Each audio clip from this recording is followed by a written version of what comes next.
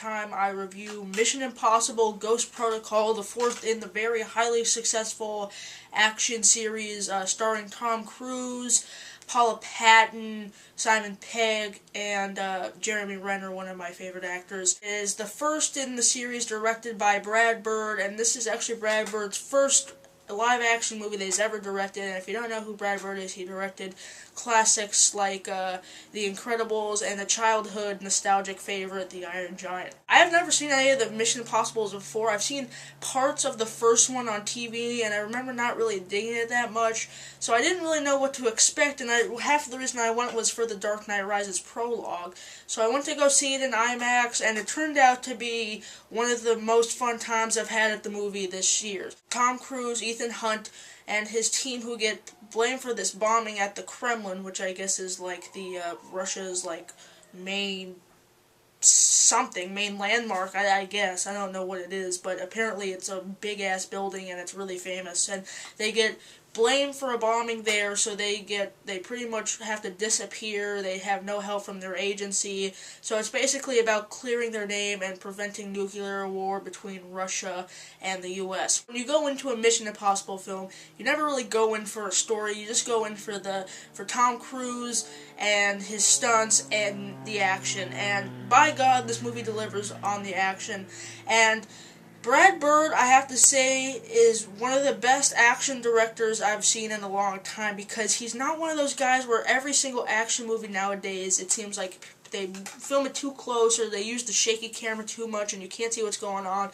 But Brad Bird, these action sequences are so inventive. There's a really tense scene where they put this like holograph thing and you can't move, but it takes a copy of a room and they can't see who it is, and there's a really funny scene near the beginning of the movie involving a security guard, and they use that, and it was a very creative and funny scene, very tense and very suspenseful. But I really loved this foot chase slash car chase in the middle of the sandstorm in Dubai, and that was an incredibly creative and very well shot action sequence, especially because when there's a sandstorm it's hard to see, but they make it like you're with Tom Cruise trying to catch this guy while you're like trying to see what's ahead of you, and it's great. And then there's the scene in Dubai also where he climbs the tallest building in the world, and that was the only time where the IMAX for me really kicked in.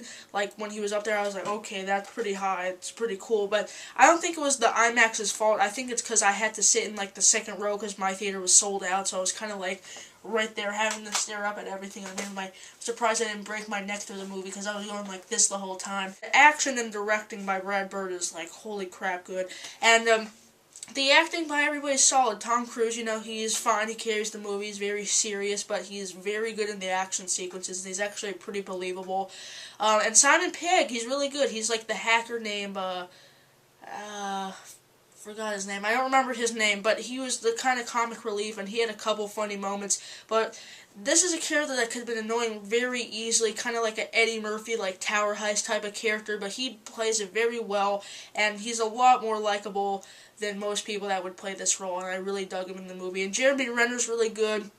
You don't really know his motivations at first, but then you gotta get not a character twist, but something that relates back to the last movie with his character, kind of makes it more interesting, and he's really good too. The pacing of the movie goes by very fast. I think the movie's like 2 hours or so, and it goes by very fast. I mean, you get little setup, you get little dialogue, you know, they give you enough plot, but it's mainly just action, action, action. That's what you want in a Mission Impossible film. You want tiny bit of story, but then you want kick-ass action sequences, and the pacing and the action sequences were all great, and Brad Bird really paced the movie very well. I think he knew like what people wanted to see and how much of it they wanted to see, and he just kind of put it perfectly. The score, I forgot who does the score. I think his name's like Michael I forget his name. It's Michael something. I think he's like Italian or Spanish, and the score is great. You know, I love that Mission Impossible theme song.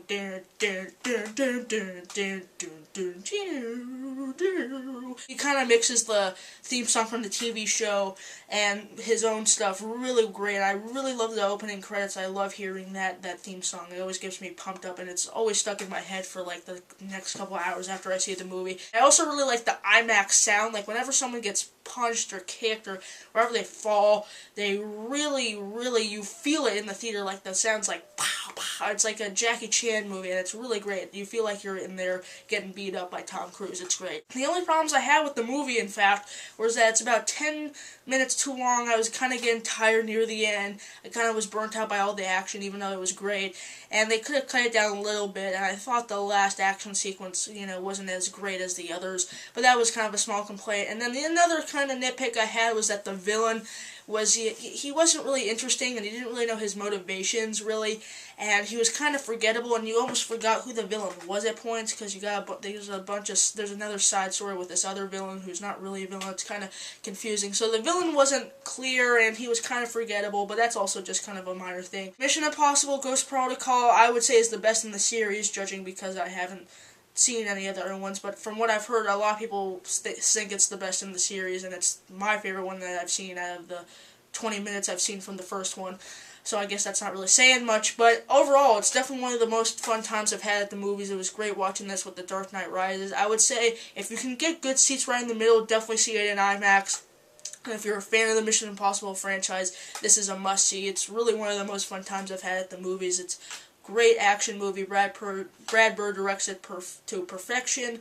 And, yeah, I'm going to give it 4.5 stars out of 5. And another reason to see this movie is Paula Patton. I mean, wow. One of the hottest chicks I've seen this year. I mean, she strips down to, like, a bikini in one scene with a little cleavage. And, yeah, I mean, look at her. Hit me, you can let me. Suck my kiss.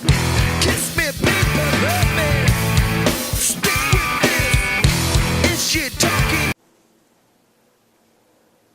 Oh yeah. Anyway, that's my review of Mission Impossible. I hope you guys enjoyed. I definitely think it's the really fun movie to watch. As far as action movies comes, it's very exciting. Definitely go check it out. I hope you enjoyed my review. I'll see you guys soon, and I'm going to be going to a screening of We Bought a Zoo tomorrow, so my review should be up for that as well. Thanks for watching. See you guys later. Hit me, you can let me.